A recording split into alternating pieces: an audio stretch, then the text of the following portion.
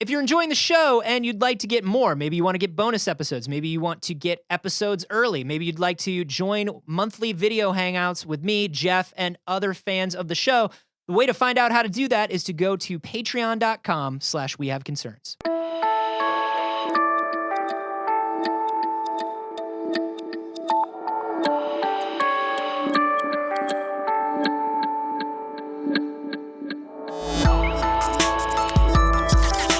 It's crazy. It's crazy to be a part of it. I'm psyched for celebration.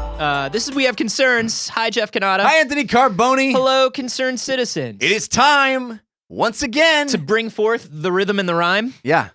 It's time once again for Chronicles of a Badass. Oh, God, is it? Making it happen. Oh, Jesus Christ. You're going to like this one. You're 0 for 2, you know. I know. This is the one, though. I'm feeling this one. There's no way you can deny this one. Chronicles of a Badass, in case you haven't heard any of the previous episodes, is where Jeff comes to all of us with a story of somebody that he thinks is just a true, super badass, unbelievable specimen of humanity, and usually turns out to be wrong. But this one, Anthony, I'm confident. 3 times is a pattern. You know that, right? Yes, but I'm 0-2, and I'm going to knock this one out of the park. All right, lay it on me. Me and Catherine Tuck. Catherine Tuck sent this to We Have Concerns show. Oh, snap! Catherine Tuck. It's nickname time. She's making a play, dude. She went hard. There's some great stories from Catherine all week. I think we're going to see some. She's going to pop up again. So if you want to do that nickname right now, she's good, man. She's Canadian. Mighty Eagle. Catherine Mighty Eagle Tuck. She's the Mighty Eagle. All right, Mighty Eagle came through for us. And remember, if you send in enough stories, I will give you as well a terrible nickname that has nothing to do with you Based or on anything. Nothing. Yeah. They're all bad. Yeah. But thank you, Mighty Eagle, for sending this in. The Mighty Eagle sent us the story of Dr. Leonid Rogozov. He was a Soviet general practitioner. Not even a full doctor yet. Mm-hmm. A GP is a full doctor. Is he? Yeah. Okay. A GP is he's not an MD though. No, an MD, yes. You have to be an MD to be a general practitioner. Oh, you are. A GP is like who you go see for your checkups, who you go see. Yeah. Fair enough. So he was part of the 6th Soviet Antarctic Expedition, which took place in 1960 to 1961. He was the only doctor stationed at the... You just literally get in a rowboat from there. You get in a rowboat? You just get in a rowboat and you're there. Yeah, they're like, they can see it. Yeah. It's an expedition so far as it's like we have to leave the house. It's an expedition so far as like they lay down a couple of like 2x4s and some plywood. We're going to go explore the next door neighbors in the Antarctic. So he was there. He went in 1960. I'm not going to be able to pronounce the name of the station. It's very Ice Station long. 0. Novolazarevskaya or something like that. Nailed it. Yeah, thanks. While he was there, stationed remotely, he got appendicitis. I see where this is going. You see where this is going? Keep going. Only doctor on the premises. Sure. Appendicitis, pretty bad, gonna die. Mm-hmm. He's This is like that X-Files episode. is there an X-Files that this happens? Do you remember there's an X-Files episode where she's trapped in an Arctic installation and they can only speak over video and there's no doctor there and they gotta like perform surgery on themselves. Yeah, well, this is what this dude did. Morning of April 29th, 1961, he had general weakness, nausea, and moderate fever. He diagnosed himself as having appendicitis, realized he had to perform an appendectomy. Nobody else is going to do it. He did it to himself. There are pictures of him performing surgery on his own self. Hey, man. He's wearing the little mask and the hat and everything. Couldn't wear gloves. He said he couldn't wear gloves because he wouldn't be able to feel anything. Someone held a mirror for him, and he had to do everything backwards. Backwards in a mirror without a sense of touch because he was under an anesthetic. Yeah. Badass! All right, Jeff, you win. This is a badass! You win, Jeff. Third one, took a swing, hit it over the park. Out of the park. It takes a little time. It takes a little time sometimes. You've dialed it in. You've dialed it in. Jeff. Yes, sir. Well, let me ask you, is there anything else to this story? How'd it go? Were there any complications? Let's wrap up the anecdote before I answer my questions. He had antibiotics and local cooling, but that's basically the only... Anywhere I go has local cooling. You know what I'm saying? You're locally cool. Yay, what's up? You know, come out, you venture outside your locality. There's not so much cool. They don't know what to make of me in the Midwest. You're a big but fish here in a small but pond. here locally, locally cool. Very cool. He recounts some of the events. He says he didn't sleep at all. It hurt. There was a snowstorm whipping through my soul, wailing like 100 jackals. Okay, Russians. Okay, Dostoevsky. Dostoevsky's a little Tolstoy action. Yeah. All right. Yeah. So he's journaling about it as well. I feel like that's the way Russians explain everything, though. Like a Russian guy goes and there's like a line at the post office, and he's like, "It was as though a million needles were hammering themselves into my eyes as I waited to mail the loan parcel that could save my life." The hyenas. You mean your power bill? Yeah. Without it, I would be plunged into eternal darkness. Sir, you just leave it here and you can actually go about your day. To abandon it! Abandon it here! To a faceless cog in a capitalist machine! Yeah, well, we're... Interchangeable! And sad! My sorrow! In leaving it behind. Even though it itself was the cause of the sorrow that I currently held. Right, sure. Yeah, no, we get this every day. I got enough postage on that? Yeah, you got plenty of postage. You're good. Thanks. You can leave now. We get this every day. Turned away! Oh, here we go.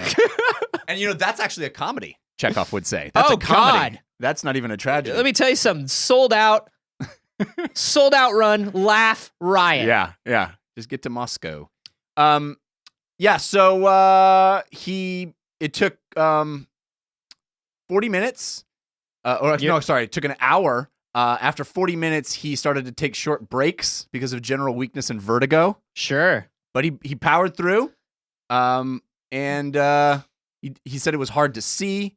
So he said he used local cooling and antibiotics.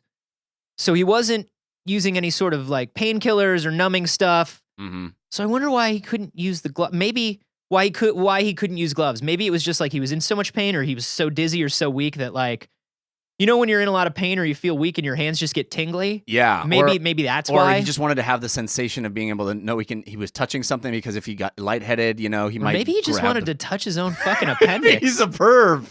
Maybe he just wanted to get all up in there. I'm not saying that's pervy, but I'm saying, like, if you had a chance, did you ever touch your own insides? Yeah, did you ever have like a deep cut or a wound when you were a kid and just touch it? I mean, I touched it, but I didn't stick my finger in it. It's the same thing, Jeff. No. You can lightly brush it and feel. You can lightly brush your appendix if it's out in the open. I still have a scar you can see on my leg. I once tore the skin right at the shin bone, like where it's really thin, and I tore it so deep that you could see the bone of my shin. Did you touch it? You damn right I touched it. Did it hurt like a bitch? It hurt like a bitch. I actually passed out from the pain. I really did. That's the only time in my life I've ever passed out from pain. From the touching or just in general? Just in general. Yeah. But the thing I remember so clearly is that it was such a brilliant, beautiful, perfect white. It was like the whitest white, the bone. It was just like perfect, untouched. It was like any sun. It was like Bizarro Vanta Black. Yeah, exactly. It was. I remember it being just like perfectly white.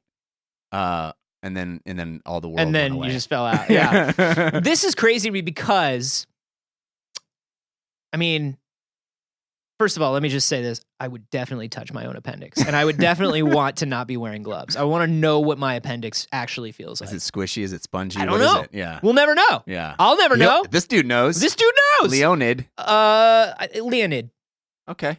Yeah. Potato. Sure. Sure. Whatever you say, Jeffrey. Thinking about this, initially, you think to yourself, appendix, routine surgery. We've discussed this. We discuss having our appendixes out all the time. Don't want it. We have this 1980s kid's fear of having your appendix out because of TV shows. It's considered like a very routine thing. So you might be inclined to say, a doctor can do this. Right. It's a routine, easy surgery. There isn't a lot of risk, blah, blah, blah. One time at the skating rink, somebody stepped on my finger with their skate. Oh no. And why was your finger on the ground? Why was their skate on outside of the rink? I was in like one of the areas outside by the crawling snack area. By the snack bar. Designated crawling area. I was in the crawling area. I was in the ball pit. And you're supposed to take your shoes and skates off to go into the ball pit. We all know this. This fucking kid comes sliding down the slide. With skates on? With skates on, Come on, willy-nilly. kid. Slicing everybody up. You know what that is? That's bad parenting. That's bad parenting. No, so I was on the ground untying my own skates. Kind of leaned back for a second. As one and does. A kid just like and I just that's when your appendix burst. And then my appendix burst, and then I had a blood clot, and then so it was one of those cuts that was so deep it didn't bleed for a while, and I felt like I wasn't hurt, you know? Yeah. And then as the woman from the daycare was like, this was like in second grade, and I was in after school care.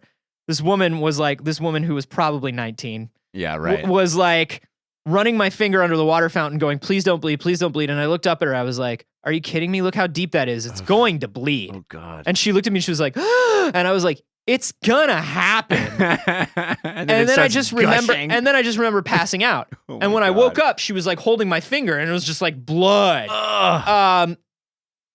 To cut your own abdomen open.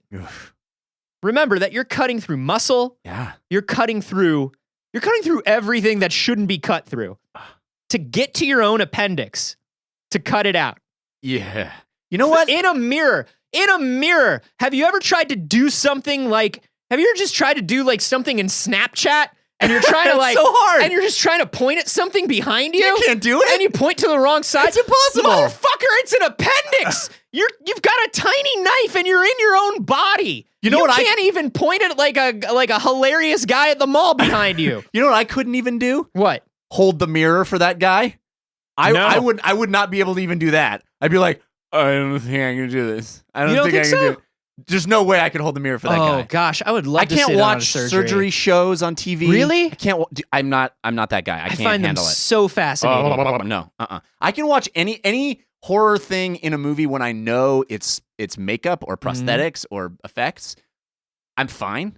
But if I know it is really real, it's a human thing or an animal thing that's happening, can't handle it. Oh gosh. I'm bad. I'm not the opposite. I'm not the opposite in terms of horror movies. I'm the opposite in terms of like actual surgeries and stuff. Ugh. I don't mind. I find it fascinating. Oof.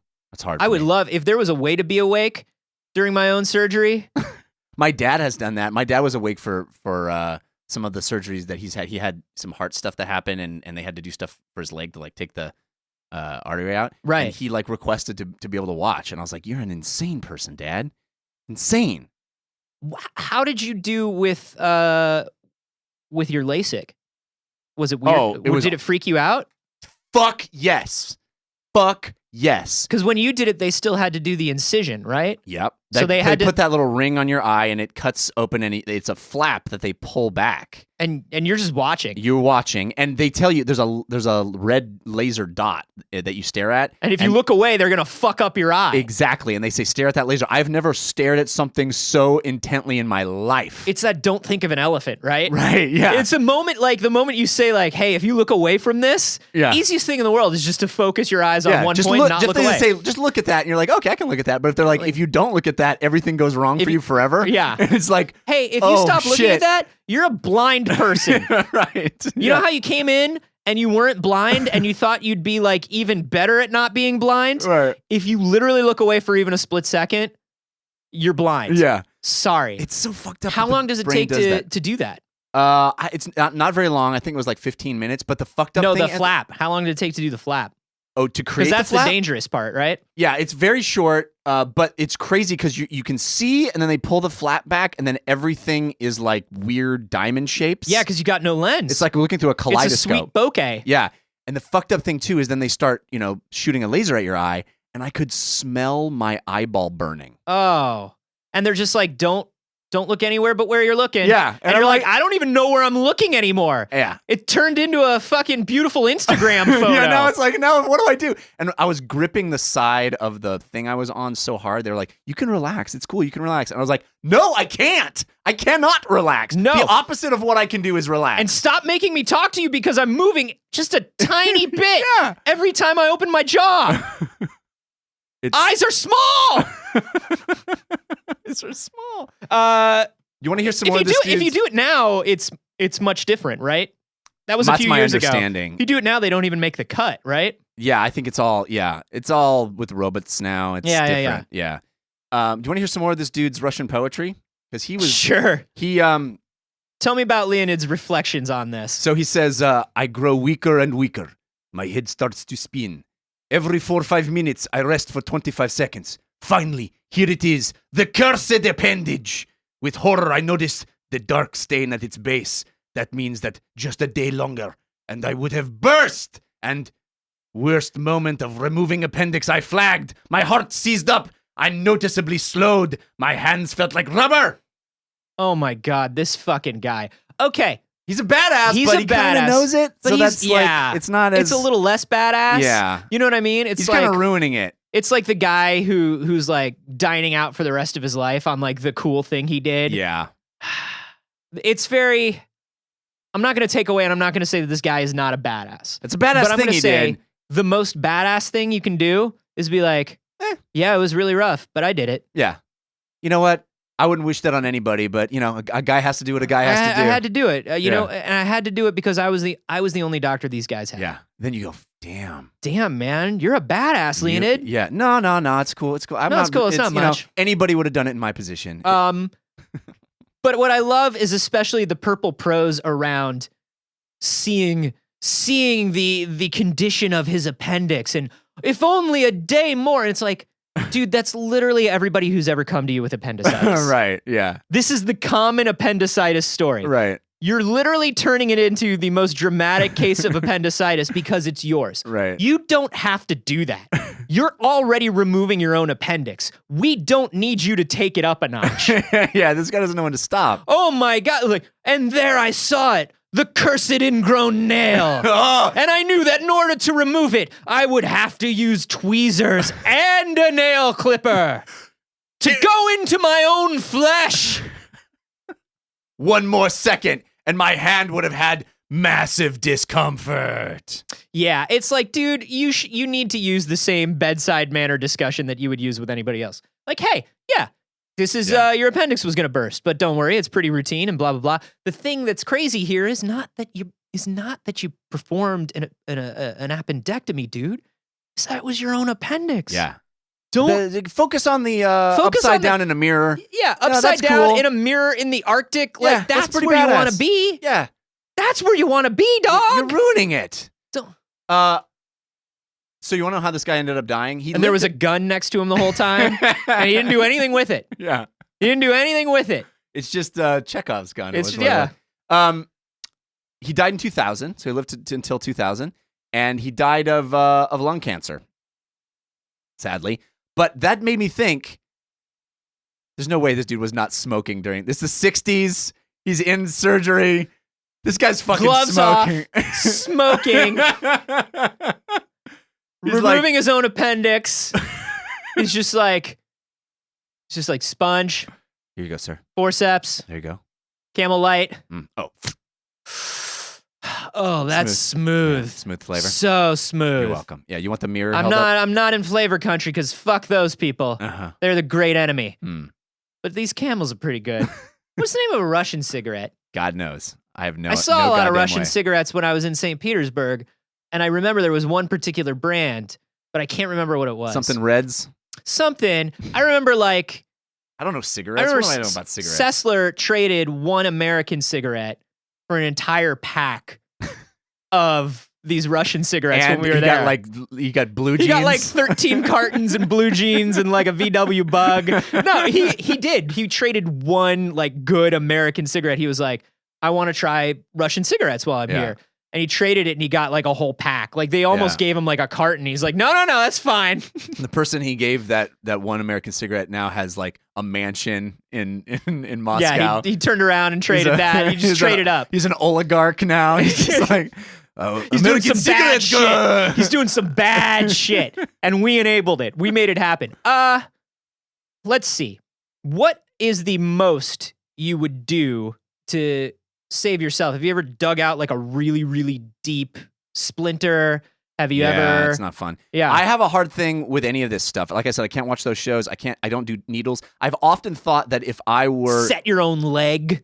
Oh, Jesus. If I were a diabetic, yeah, I would probably be dead because I can't even inject myself with needles. I used to give my grandpa his injections. I couldn't do it, man. I thought it was awesome. First time I saw him do it, I was like 6 years old. I was like, "What are you doing?" And he's like, "It's for diabetes." And I was like, "Huh?" I was like, "What? Can I do it?" And he was like, "Yeah, sure." Wow. Goes right there. Oh my God. It's my give the kid the needles. Give the kid the needle. He'll do it. He'll be fine. Just keep sticking. He's like, "Go slow." Oh, I was like, "All right." Yeah. Wow. You come from hardier stock than I. That's for sure. Yeah.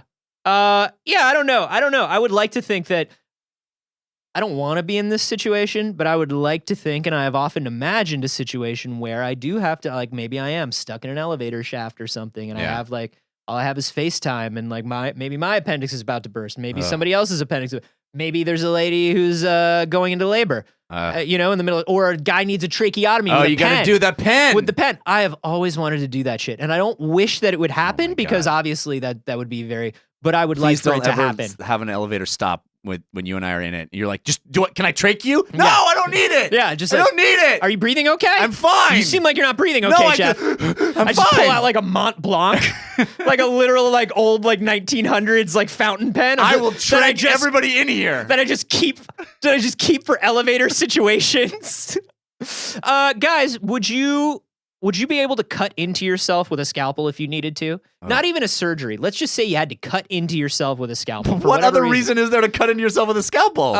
Just like a real deep big splinter. Like I had to cut into myself with an X-Acto knife once. It's basically the same thing. Okay.